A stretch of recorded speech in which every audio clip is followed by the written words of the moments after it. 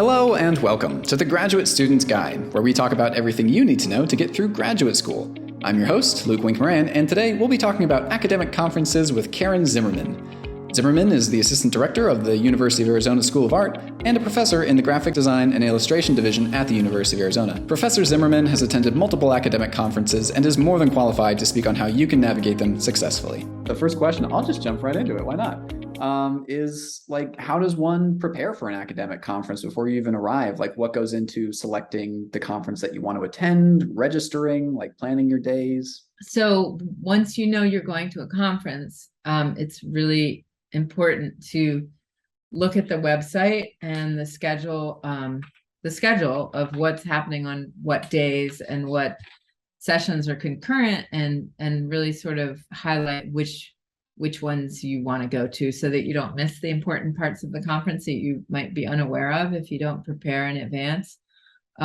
Even with that said, you probably want to have some flexibility and things might change, but I think it's really helpful to have a game plan on how to take advantage of the 2 or 3 days that you're in a location with usually multiple sessions going on at the same time. So getting that schedule in advance, usually it's listed on the website, and then reading the bios of the speakers or the sort of panel discussion content. And even that's not always, like 100% a full safe way of knowing that that's something of, that'll be perfect for you, but at least you'll be able to hit the ones that you want. And if there's 2 going on at the same time, I don't know how feasible it is at all times, but sometimes you can sit towards the back, and after half of it's over, you can go and move to the other concurrent session that you might be interested in and catch a little bit of both. Oh, cool, yeah. So before the conference starts, reading the schedule, reading the bios of all the speakers. If you really have a lot of time, you can also look on YouTube and see if any of them are being recorded, and then you can see what kind of speaker they are if you're get a little bit more information. Generally speaking, I usually just go by the content and maybe key people that I want to hear more from. And I'll highlight those. And I'm a big believer in having it printed out so that I can see it. But you might just be relying on a PDF, and maybe you can mark that up in the PDF program. But yeah, I think that's a pro tip about if you want to attend 2 conferences simultaneously. You can just leave, or 2 panels, but you can just leave one and go to the other. Yeah, I think if you sit in the back and you're quiet about it, people don't really complain. There are some conferences where they kind of shut the door and lock it, and you can't really do that. But generally speaking, you can usually sneak in and out. Got it. Got it. And again, in that kind of preparatory phase, I know some students don't have funding to go to conferences, just because there's a travel budget, you're on a grad student salary or stipend or whatever. And are there methods that students, or just kind of strategies students can use to find that funding? Yeah. So if you want to go to a conference, the earlier you figure that out, you can email the conference organizers and ask them if they want volunteers. Almost every conference that I've ever been to, there's a call for volunteers, and you can attend the conference for free. Sometimes they will also help you meet other graduate students or other volunteers and couch surf at somebody's house locally, or so you can use that network. That's pretty awesome, I think. And I was thinking maybe a very complex, I think a lot of students will be excited to hear that there's not a complicated grant application process. You can volunteer for free and you're a part of the conference and meeting people and going for free. Yeah, I think you actually get, in some ways, a better experience because you're really involved, and you'll meet people on a different level than if you're just an attendee. Yeah. And again, and you mentioned some speakers, might be worth looking into, reading their bios. I've seen some guides that recommend maybe if you're really interested in someone's work, reaching out to them before the conference. Is that something Definitely. students can do? Yeah, it can't hurt, right? Just try to make an arrangement to meet for a cup of coffee or something. Yeah. you can also stay, don't be shy and leave right after the session if that person's speaking, and he can go up and talk to them afterwards. Lots of people make connections that way. Usually the conference hotels are more expensive, but you might bump into people in the hotel lobby, so you can network that way. There should be funding available to apply at most programs, I think, for travel to these kind of things. It's not always funded for students, but you could look into see if there are any funds from your department, your college. The GPSC has some funding, I believe. So within our school, if you are giving a paper, they will help you with the funding. So that's the other thing that you can do for a conference is submit a proposal early, and if and then apply for the funding tangential on the fact that your paper or proposal gets accepted, and then you might get some funding. In our school, if you're presenting publicly, you usually will get some amount of funding. And then if you're volunteering, that maybe that'll cover your airfare and hotel, so there's that. And usually for graduate students or undergraduate students in applying for one of these type of conferences, they usually have pechakuchas or smaller type. I don't think they call them pechakuchas anymore. What do they call them? Like speed lightning talks, and they're very quick, 7 minutes or 6 minutes and 40 seconds. So they might have those sort of shorter presentation formats for people to sort of get their feet wet in presenting at an academic conference. That sounds actually wonderful. Like an option to talk in front of people that isn't a full 30-minute presentation. Yeah. That's great. And I love, that's kind of why I asked about strategies students can use instead of specific resources, because I know a lot of cases are going to be like, talk to your specific department's advisor or whomever about how you can find that funding. And you mentioned conference hotels. So I just wanted to ask, like on a very basic level, what is a conference hotel and what is it for? Typically a conference will select a hotel. They'll negotiate a set of rooms for a discounted rate for the conference attendees. And so you have to make your reservation within the window before they all run out. They run out because they won't book the whole hotel. They'll book like a block of them at a reduced rate. And so, I don't know, 80% of the hotel will be filled with conference goers, maybe. So I think it depends on the location, the venue.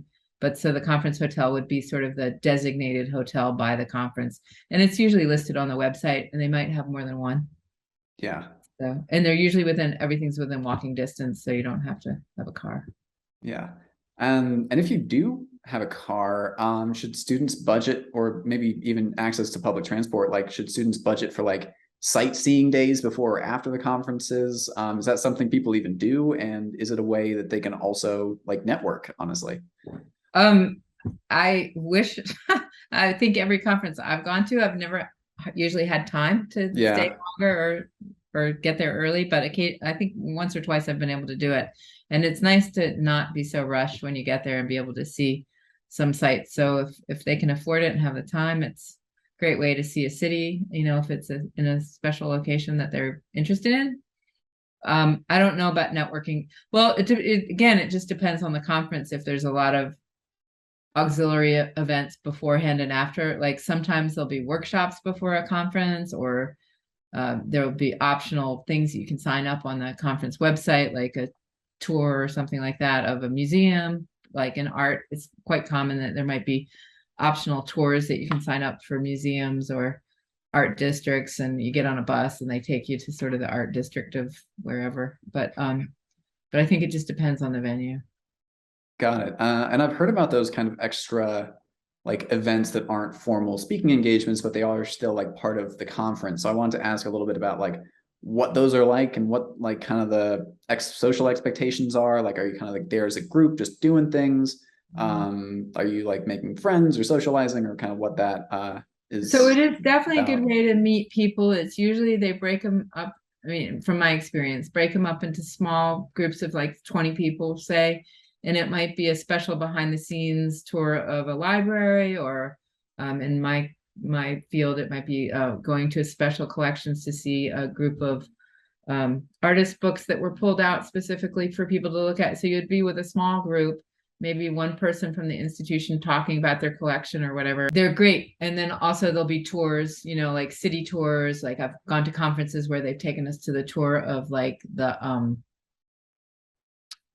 cemetery that had lots of famous people buried in it, so you get on a bus with a group of people and you go out and they're usually very inexpensive. If any cost at all, they're usually pretty reasonable, and you do get to meet people. Also at conferences, another sort of way to meet people through the conference venue is they might have boxed lunches or brown bag lunches that you can spend $10, sign up for the lunches, and then they'll have a room where everybody kind of grabs their lunch and sits and eats. And so, of course, conversation happens in those spaces. So that's another great way. Yeah, that's just kind of a natural development. But that sounds, cool to have those excursions where you have a planned activity. Because me personally, I function way better in social situations when we're like doing something. Yeah. So that's great to know. And in those like kind of more like in the conference proper, how do you meet professional contacts? Do you just go up to people and like shake their hand, introduce yourself, say, hi, I'm this person, this is what I do? Or is it a little bit more nuanced than that, maybe, hopefully, for a lot of us more introverted people? Yeah. So if they have, most conferences, I think they try to provide opportunities for social interaction. So there might be, snacks and drinks or coffee and bagels, or, there'll be some sort of food activity. So, you can always strike up a conversation around food. That's my way to do that. And if someone is giving a presentation and you see them later at one of those sort of social times, you can go up to them and start talking about what they presented. Certainly you can introduce yourself. If somebody has a name tag and you're at the same conference and you're going up the elevator, you can say hello. Yeah. No one's ever going to be mad if you walk up to them and say, hey, I liked what you presented. Like, they were probably like, thank you. I was so nervous about that. Same with conference goers. So that's great to know. I'm glad there's a little bit more nuance to it. And I've kind of asked a lot of questions about the solidly social side of conferences, because that's kind of what came to mind when I thought of them.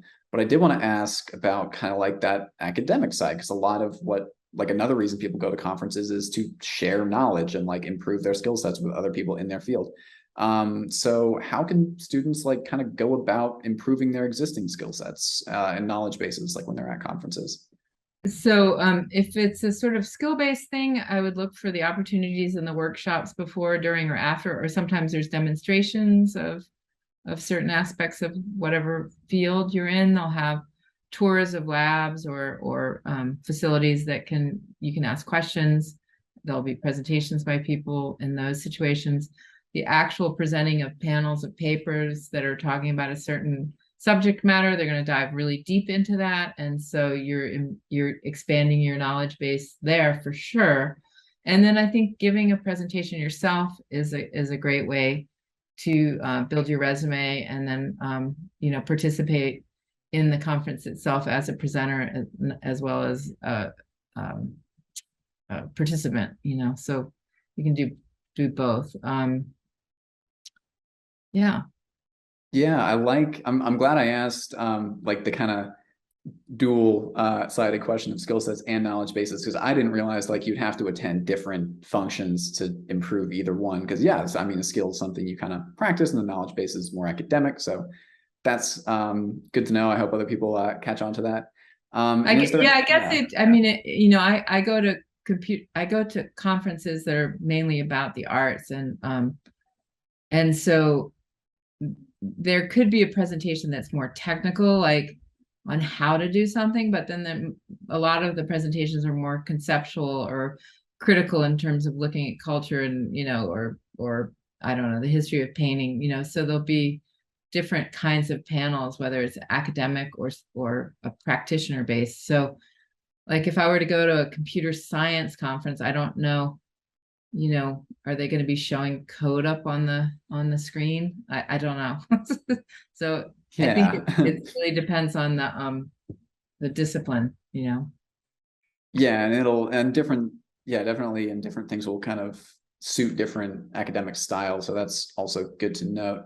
And I wanted to ask if like there was any benefit to, or if you ever had like explored topics outside of like your exact interest area. Like you were like, okay, this isn't something that feeds directly into my research. This isn't something I want to like work into what I'm working with right now. This is just something like that's outside of my range and I want to learn about. Like, have you Oh ever done yeah.